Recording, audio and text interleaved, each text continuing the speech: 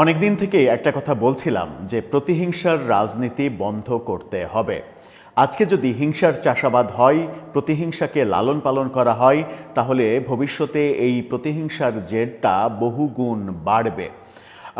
আমরা বারবার উদাহরণ দিয়েছি যে আওয়ামী লীগের আমলে যে অন্যায়, অনাচার, নির্যাতন এগুলো করা হয়েছে বিরোধী দলের উপরে, বিশেষ করে বিএনপির উপরে, সেগুলোর পাল্টা অবস্থান যদি বিএনপি নেয়, তাহলে যেটা হবে সেটা হচ্ছে যে প্রতিশোধের রাজনীতি হবে। এবং এই বিএনপি আজকে পাল্টা অবস্থান নিতে গিয়ে পরবর্তীতে আওয়ামী লীগ আবার ফিরে এসে আরও 10 গুণ বাড়িয়ে যদি প্রতিহিংসা চরিতার্থ করার চেষ্টা করে, তাহলে আমরা যে সুস্থ সভ্য একটা সমাজ চাই, রাজনৈতিক একটা সুন্দর পরিবেশ চাই, সেই পরিবেশটা শুধুমাত্র চাওয়ার মধ্যেই সীমাবদ্ধ থাকবে, সেটা বাস্তবায়িত হবে না। আমরা দেখেছি যে প্রতিহিংসার চাষাবাদে সব থেকে বেশি পারঙ্গম ছিলেন প্রফেসর ইউনূস। বাংলাদেশের 55 বছরের ইতিহাসে এমন হিংসার চাষাবাদ মানে এত অল্প সময়ে তো অবশ্যই, মানে গোটা যদি কারো শাসনামল আপনি 15 বছর 15.5 বছরই তো সর্বোচ্চ একটানা শাসনামল আমরা আওয়ামী লীগের যেটা দেখেছি, সেটাকেও যদি বিবেচনা করা হয়, তাহলে গোটা 15 বছরের শাসনামলেও এত বেশি হিংসার চাষাবাদ করা হয়নি, যেটা প্রফেসর ইউনূসের 1.5 বছরে মাত্র করা হয়েছিল। সেখানে আমরা বারবার বলেছিলাম যে এই হিংসার চাষাবাদটা বাদ দিতে হবে, কারণ এই হিংসার পরিবর্তে যখন প্রতিহিংসা চরিতার্থ করার চেষ্টা করবে আজকের নির্যাতিত পক্ষ, তাহলে ভবিষ্যৎটা আমাদের জন্য একটা অশনি সংকেত হয়ে দাঁড়াবে। সেরকমই একটা ইঙ্গিত এবার আমরা সত্যে পরিণত হতে দেখলাম। যে দলকে নিষিদ্ধ করে রাখা হয়েছে ছাত্রলীগ, সেই ছাত্রলীগের মানে যিনি সভাপতি, আমি জানি না এখনো তিনি সভাপতি আছেন কিনা, সাদ্দাম হোসেন, যিনি সর্বশেষ সময় পর্যন্ত সভাপতি ছিলেন, সাদ্দাম হোসেনের আজকে একটা ভিডিও বার্তা এসেছে সামাজিক যোগাযোগ মাধ্যমে। এই ভিডিওটা যখন করছি তার কিছুক্ষণ আগে এই ভিডিও বার্তাটা চোখে পড়ে। সাদ্দামের নিজের আইডিতেই এই ভিডিওটা তিনি পোস্ট করেছেন। সেখানে তার বক্তব্যে স্পষ্ট হয়েছে যে তিনি একেবারে সরাসরি বিএনপির উদ্দেশ্যে বললেন যে ভবিষ্যতে আপনারা নিষিদ্ধ হবেন না তার গ্যারেন্টি কোথায়, এবং সরাসরি বললেন যে আজকে যে অবস্থা হচ্ছে কালকে ছাত্র দলের উপরে সেরকমই অবস্থা হবে কিংবা এর চাইতে বেশি অবস্থা হবে। বল এখন বিএনপির কোর্টে, বিএনপি কি সিদ্ধান্ত নেবে। সাদ্দামের এই কথাই বলে দেয় যে রাজনীতিতে প্রতিহিংসা কোন পর্যায়ে যাবে আগামী দিনে। চলুন একটু বুঝে দেখার চেষ্টা করি সাদ্দামের এই বক্তব্য, এবং বুঝে দেখে সাদ্দামের সমালোচনা যেমন আমরা করব, তেমনি বর্তমান যে প্রতিহিংসার চাষাবাদের রাজনীতি চলছে এবং অব্যাহত আছে, বর্তমানে বলতে আমি বর্তমান সরকারকে মিন করছি না, যেটা প্রফেসর ইউনূস মূলত চালু করেছেন, সেখান থেকে পরিপূর্ণভাবে যে বর্তমান সরকার বেরিয়ে আসতে পেরেছে সেটাও বলা যাবে না, তবে প্রফেসর ইউনূসের আমলের থেকে অনেক কমেছে যে এটা বলা যায়। সেটাই আলোচনা করে বোঝার চেষ্টা করব যে পরিণতি কোন দিকে নিয়ে যাচ্ছি আমরা বাংলাদেশের রাজনীতির। থাকবেন পলিটিক্স টিভির নিয়মিত আয়োজনে।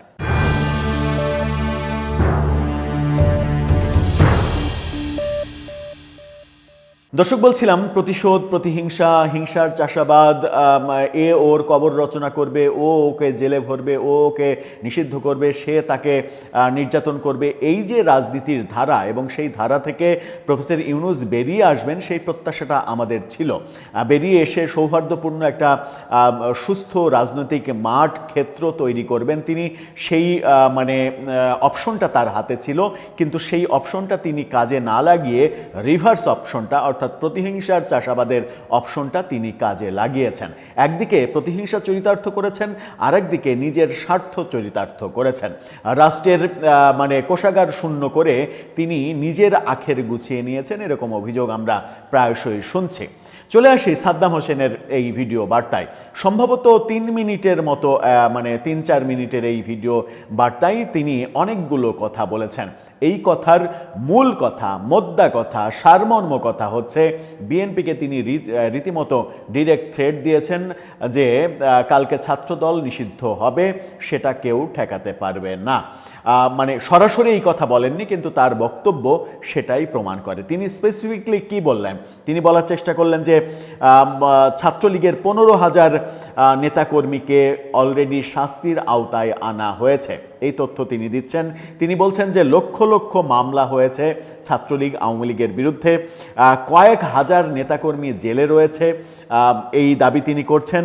লক্ষাধিক নেতাকর্মীর বিরুদ্ধে মবের ঘটনা ঘটানো হয়েছে, সেই দাবি তিনি করছেন। তিনি বলছেন আমাদের অধিকার নিয়ে তালবাহানা করবেন না, যতদিন ছাত্রলীগ নিষিদ্ধ থাকবে ততদিন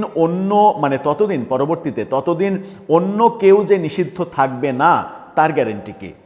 এই কথাতেই স্পষ্ট বলে দেয় যে আজকে ছাত্রলীগকে যে নিষিদ্ধ করে রাখা হয়েছে, এই ছাত্রলীগ কোনোদিন যদি ফিরতে পারে, কিংবা এই আওয়ামী লীগ যদি কোনোদিন ফিরতে পারে, সেদিন তারা ছাত্রদলকে নিষিদ্ধ করবে। ছাত্র শিবির জামাত এদেরকে তো নিষিদ্ধ করবেই, ছাত্রদলকেও নিষিদ্ধ করবে, এরকম বার্তা তিনি সরাসরি দিয়ে দিলেন। তাহলে কি আমরা রাজনীতিতে শুভ কোনো পথে যাচ্ছি? আমরা শুভ কোনো পথে যাচ্ছি না। রাজনীতিতে প্রতিহিংসার যে ব্যাপারগুলো, সেই ব্যাপারগুলো আরও বাড়বে, তার এই বক্তব্যে স্পষ্ট প্রতীয়মান হয়। তিনি বলছেন যে 2008 থেকে 2024 সাল পর্যন্ত ছাত্রদল সব ধরনের কর্মসূচি পালন করেছে, মানে মিটিং করেছে, মিছিল করেছে, সমাবেশ করেছে, প্রেস মিট করেছে, সাংবাদিকদের সঙ্গে কথা বলেছে, তাদের অধিকারের কথা বলেছে, সব কিছু করেছে। তাদেরকে কোনো কিছুতেই নিবৃত করে রাখার চেষ্টা করা হয়নি। তিনি বলেছেন ক্লাস করেছে, পরীক্ষা দিয়েছে, পাশ করেছে, পাশ করার পরে চাকরি করেছে, কোনো কিছুতেই বাধা দেওয়া হয়নি।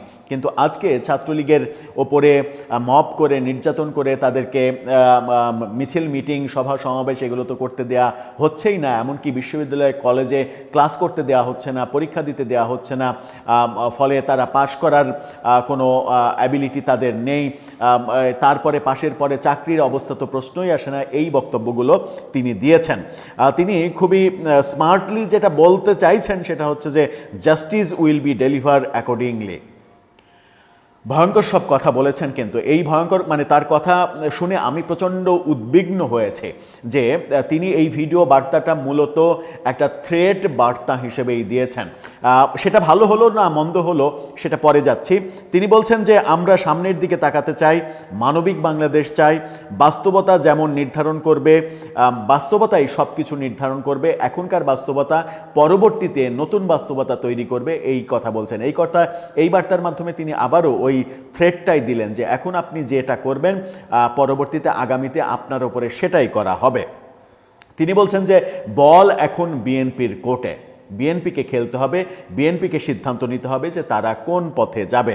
তিনি বলছেন আপনার সিদ্ধান্তই আপনার ভবিষ্যৎ নির্ধারণ করবে। ভয়ঙ্কর কথা, একেবারে স্পষ্ট এই কথা বলছেন যে আপনার আজকের সিদ্ধান্তই আপনার আগামীকালকে ভবিষ্যৎ নির্ধারণ করবে। তার তিনি বিএনপি সরকারের ওপরে তিনি বলছেন যে যেভাবেই হোক একটা সরকার এসেছে, আপনারা ক্ষমতায় থাকতে চান, আরও কিছুদিন ক্ষমতায় থাকতে চান, থাকেন, ভালোভাবে চালান, কিন্তু আপনার আজকের সিদ্ধান্ত আপনার ভবিষ্যৎ নির্ধারণ করবে। এই কথাটাও একটা বড় থ্রেট যে আপনি যদি আজকে, তিনি বলছেন যে যদি ছাত্রলীগের নিষেধাজ্ঞা তুলে না নেওয়া হয়, ছাত্রলীগকে যদি রাজনীতি করতে না দেওয়া হয়, তাদেরকে ক্লাস পরীক্ষায় অংশগ্রহণ করতে না দেওয়া হয়, তাহলে ভবিষ্যতে কোনো ভবিষ্যতে ছাত্রদলের উপরেও এটা হবে। একেবারে স্পষ্টই তিনি, তার কথাগুলো স্পষ্ট, শুধুমাত্র এই ল্যাঙ্গুয়েজে বলেননি যে ভবিষ্যতে আমরা ছাত্রদলকেও নিষিদ্ধ করব, কিন্তু ওই ল্যাঙ্গুয়েজে তো বলা লাগে না। তার পুরো ভিডিও বার্তাটা শুনে আমি আসলে একটু বেশি আশ্চর্য হয়েছি এই কারণে যে এই মুহূর্তে ছাত্রলীগ যখন নিষিদ্ধ অবস্থায় আছে, তখন সাদ্দাম হোসেন এই ধরনের আক্রমণাত্মক ভিডিও বার্তা দিয়ে ঠিক কাজটা করলেন কিনা সেই প্রশ্ন হয়তো উঠবে।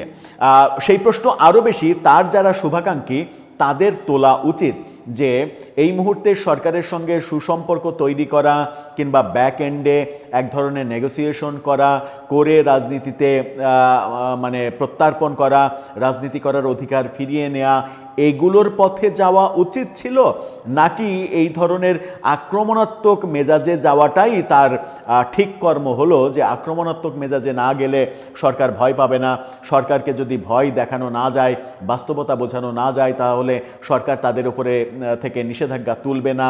এই পথটাই কি ঠিক পথ অবলম্বন করলেন তিনি?